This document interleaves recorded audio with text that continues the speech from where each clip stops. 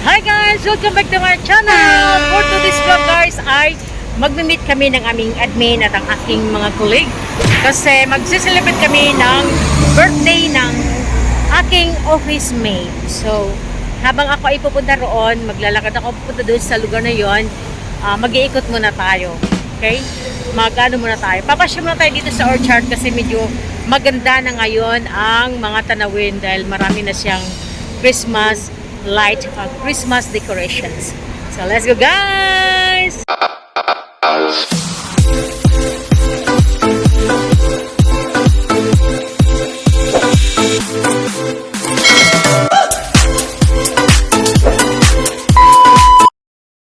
So guys, habang naglalakad tayo papunta roon, ayan. So pakita ko muna sa inyo ang laki-laki ng Christmas tree guys. So, ayan. Paskong Pasko na dito sa orchard guys. Dito pala sa Singapore. Dito lang pala. Ayan. So diba? Ayan siya guys.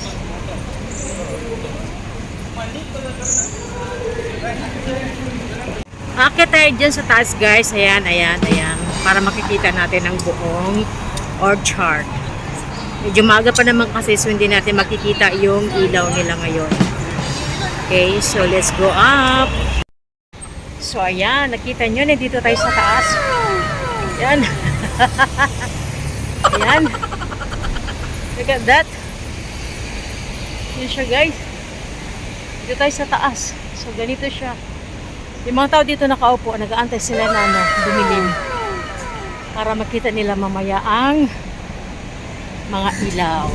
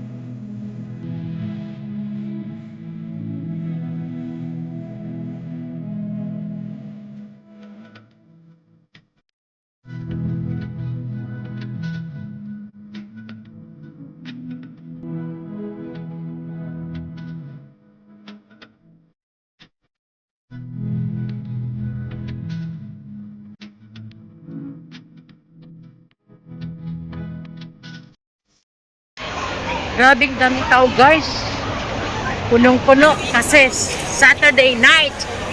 So everybody like to chill. O, diba?